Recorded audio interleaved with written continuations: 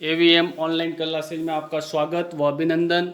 आज हम अध्याय 1 का अध्ययन करेंगे, फसल उत्पादन एवं प्रबंधन, जिसके अंदर सबसे पहले हम अध्ययन करेंगे कृषि की पद्धतियाँ।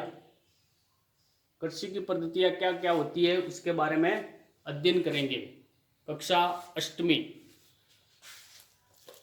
इसके बारे में थोड़ा विस्तृत जानकारी हम आपको करवाएंगे। ग्रीष्म अवकाश में पहेली एवं बूझो अपने चाचा के घर गए।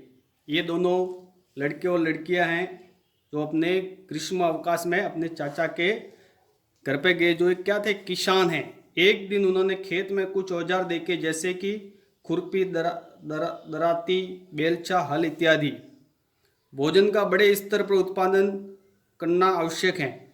एक दूसरे से प्रश्न कर रहे हैं, मैं जानना चाहता हूं कि हम इन औजारों का उपयोग कहाँ और कैसे करते हैं। आप पढ़ चुके हैं कि सभी सजीवों को भोजन की आवश्यकता होती है। पौधे अपना भोजन स्वयं बना सकते हैं। क्या आपको याद है कि हर पौधे अपना भोजन किस प्रकार संश्लेषित करते हैं। मनुष्य सहित सभी जंतु भोजन बनाने में असमर्थ हैं, जो जंतुओं के भोजन का स्रोत है। आप सभी ने देखा ही होगा कि पौधे हैं वो अपना भोजन स्वयं बनाते हैं। ये आपने पिछली 7वीं कक्षा में भी पढ़ा है। प्रकाश संश्लेषण व कार्बन डाइऑक्साइड की उपस्थिति में पौधे अपना भोजन स्वयं बनाते हैं। लेकिन कुछ ऐसे भी जीव हैं जो पौधों और जंतुओं दोनों पर निर्भर रहते हैं, एक दूसरे के ऊपर, तो एक दूसरे का आधार होता है।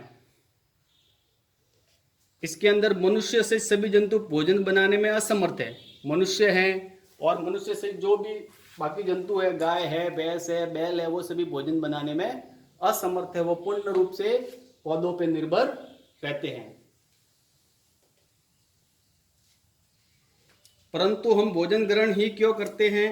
आप जानते ही हैं कि सजीव भोजन से ऊर्जा प्राप्त करता है और वो अपने जैविक प्रक्रमों में, जैसे पाचन, श्वसन एवं उत्सर्जन के उत्पादन में करते हैं। हम अपना भोजन पौधे अथवा जंतु या दोनों से ही प्राप्त कर सकते हैं। लेकिन हमारे मन में ये प्रश्न उठता है कि पौधे या हम लोग भोजन करते ही क्यों हैं।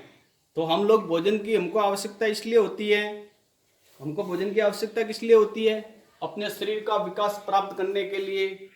अपने शरीर का पूर्ण विकास हो जाए, सभी अंगों का विकास हो जाए, आँख है, नाक है, कान है, सभी का एकदम पूर्णतः विकास हो जाए, इसलिए हम लोग भोजन करते हैं।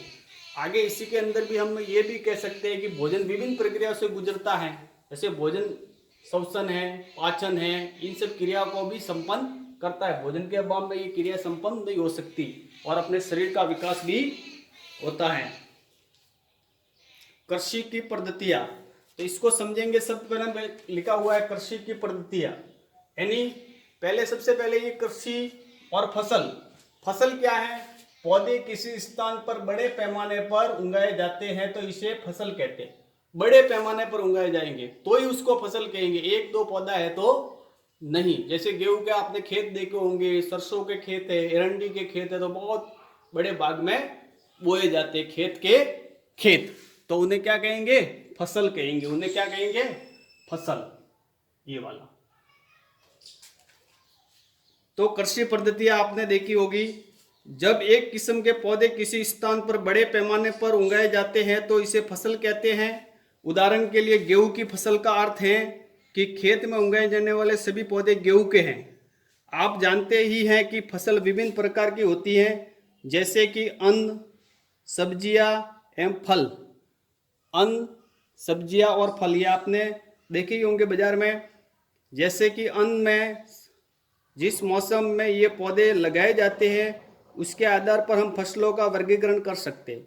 किस किस मौसम में ये पौधे लगाए जाते हैं उसके आधार पर इसका हम वर्गीकरण कर सकते हैं। भारत एक विशाल देश है। यहाँ ताप, आर्द्रता और वर्षा जैसी जलवायु परिस्थितियां एवं क्षेत्र से दूसरे क्षेत्र से में भिन्न है। अतः देश के विभिन्न भागों में विभिन्न प्रकार की फसलें उगाई जाती है। इस विभिन्नता के बावजूद मोटे तौर पर फसलों को 2 वर्गों में बांटा जा सकता है।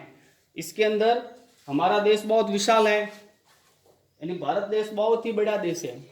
इसके अंदर जैसे गुजरात के लोगों का भोजन अलग है, दक्षिण भारत में प्रमुखतः चावल का भोजन करते हैं, रहन सहन बोलियां, तो इसी प्रकार से पूरे भारत में क्या है, मौसम भी अलग अलग है, तो मौसम के अनुसार फसलें बोई जाती है। इसको मुख्य रूप से दो भागों में हम बांट सकते हैं, खरीफ की फसल और रबी की फसल। तो इसके अंदर मुख्यतः ये ध्यान रखना है, वर्षा ऋतु में जो फसलें बोई जाती है जून से सितंबर तक, उनको क्या बोलेंगे, खरीफ की फसलें। और रबी की फसल वो होती है जो शीत ऋतु में बोई जाती है, अक्टूबर से मार्च तक इसकी अवधि है। खरीफ की फसल वह फसल है जिन्हें वर्षा ऋतु में बोया जाता है, खरीफ फसल कहलाती है। भारत में वर्षा ऋतु सामान्यतः जून से सितंबर तक होती है। जून से सितंबर तक क्या होती है, वर्षा ऋतु होती है, जिसमें धान, मक्का, सोयाबीन, मूंगफली, कपास इत्यादि खरीफ की फसलें हैं। रबी की फसल कब होती है, शीत ऋतु में अक्टूबर से मार्च तक में उगाई जाने वाली फसल रबी फसल कहलाती है। गेहूं, चना, मटर, सरसों तथा अलसी रबी फसल के उदाहरण हैं। इसके अलावा कई स्थानों पर दालें और सब्जियां ग्रीष्म में उगाई जाती है। अब है दूसरा, आधारित फसल पद्धति। अब दूसरा अध्ययन करेंगे आधारित फसल पद्धति। इसके अंदर फसल बोने से पूर्व हमें ये करना पड़ेगा। सबसे पहले क्या करना पड़ेगा, मिट्टी को तैयार करना पड़ेगा। ऐसे ही जाके खेत में हम फसल को नहीं बो सकते। अभी देखो वर्षा ऋतु का मौसम है, वर्षा आने वाली है, ग्रीष्मकालीन चल रहा है, लोग अब खेतों की सफाई कर रहे हैं और मिट्टी को भी तैयार कर रहे हैं। उसके बाद में दूसरी आती है बुआई वाली, फिर आती है खाद एवं उर्वरक देना, फिर सिंचाई, फिर खरपतवार से सुरक्षा, यानी अपनी फसल के साथ में दूसरे पौधे जो फसल के साथ में बीच में पैदा हो जाते हैं या उनको खरपतवार कहते हैं, उनको बाहर निकालना, सुन के कटाई, और फिर उसके बाद में आता है अंत में भंडारण। तो आधारित फसल पद्धतियां, फसल उगाने के लिए किसान को अनेक क्रियाकलाप सामयिक अवधि में करने पड़ते हैं। आप देखेंगे कि ये क्रियाकलाप उस प्रकार के हैं जिनका उपयोग माली अथवा आप सजावटी पौधों उगाने के लिए करते हैं। ये क्रियाकलाप अथवा कार्य कृषि पद्धतियाँ जो आगे दिए गए हैं, ये भी मैंने बताया। इसके अंदर सबसे पहला होता है मिट्टी को तैयार करना। हम मिट्टी को कैसे तैयार करेंगे इसके बारे में पढ़ेंगे थोड़ा। मिट्टी को तैयार करना, इस हम प्रथम चीज को ही पढ़ेंगे। तो मिट्टी को हम ट्रैक्टर, हल के द्वारा तैयार कर सकते हैं, उसको उलट पुलट करना, ये मिट्टी तैयार करना कहलाता है। फसल उगाने से पहले मिट्टी तैयार करना प्रथम चरण है। मिट्टी को पलटना तथा इसे पोला बनाना कृषि का अत्यंत महत्वपूर्ण कार्य है। इससे जड़ें भूमि में गहराई तक जा सकती है। मिट्टी तैयार करेंगे तो मिट्टी पोली हो जाएगी और पौधे की जो जड़ें हैं वो मिट्टी में गहराई तक जाएगी, इसलिए मिट्टी को तैयार करना पड़ता है। आज हम यहीं तक पढ़ेंगे। आगे ये मिट्टी तैयार करने में हम यहीं तक पढ़ेंगे, लेकिन इसके आगे और भी हैं। जैसे पोली मिट्टी में रहने वाले केंचुओं और सूक्ष्म जीवों की वृद्धि करने में सहायता करती है। जो पोली मिट्टी पड़ जाएगी, मिट्टी तैयार करेंगे तो वो सूक्ष्म जीवों में केंचुए और सूक्ष्म जीवों की वृद्धि करने में सहायता करती हैं। जीव किसान के मित्र हैं क्योंकि मिट्टी को और पलट कर पोला करते हैं तथा हुमुस बनाते हैं। परंतु मिट्टी को पलटना और पोला करना क्यों आवश्यक है? आप पिछली कक्षाओं में भी पढ़ चुके हैं कि मिट्टी में खनिज, जल, वायु तथा कुछ सजीव होते हैं। इसके अतिरिक्त मृत पौधे एवं जंतु भी मिट्टी में पाए जाने वाले जीवों द्वारा अपघटित होते हैं। इस प्रक्रम में मृत जीवी में पाए जाने वाले पोषक मिट्टी में नियुक्त होते हैं।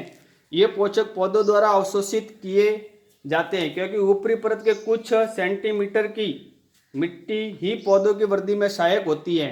इसे उलटने, पलटने और पोला करने से पोषक पदार्थ ऊपर आ जाते हैं और पौधे इन पोषक पदार्थों का उपयोग कर सकते हैं।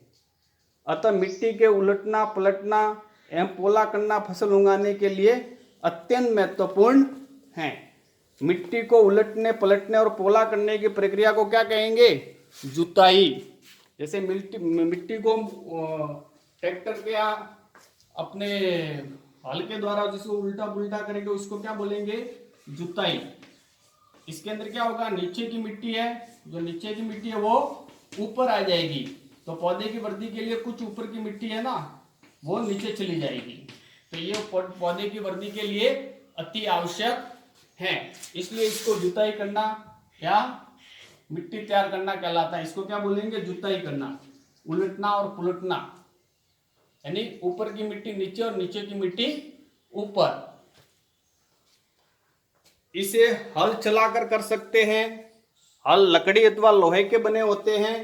यदि मिट्टी अत्यंत सूखी है तो जुताई से पहले इसे पानी देने की आवश्यकता है। यदि मिट्टी बहुत सूखी है, कड़क है, तो उसको जुताई से पहले क्या देना पड़ेगा, पानी देना पड़ सकता है। जूते हुए खेत में मिट्टी के बड़े बड़े ढेले भी हो सकते हैं, यानी पत्थर जैसे कठोर ढेले भी हो सकते हैं। इन्हें पाटल की सहायता से तोड़ना आवश्यक है, इनको भी तोड़ना आवश्यक है। बुवाई एवं सिंचाई के लिए खेत को समतल करना आवश्यक है, यह कार्य पाटल द्वारा किया जाता है। अब जैसे बड़े बड़े जो अपने मिट्टी के पत्थर जैसे बन जाते हैं, उनको क्या करना पड़ेगा, उनको भी समतल करना पड़ेगा, ठीक है ना। वो समतल नहीं करेंगे, एकदम खेत ग्राउंड जैसा होना चाहिए। उसके बाद में उसके अंदर क्या होती है, बुवाई। तो इस बुवाई को हम अगले टॉपिक में पढ़ेंगे। बुवाई को हम नेक्स्ट चैप्टर में पढ़ेंगे। धन्यवाद।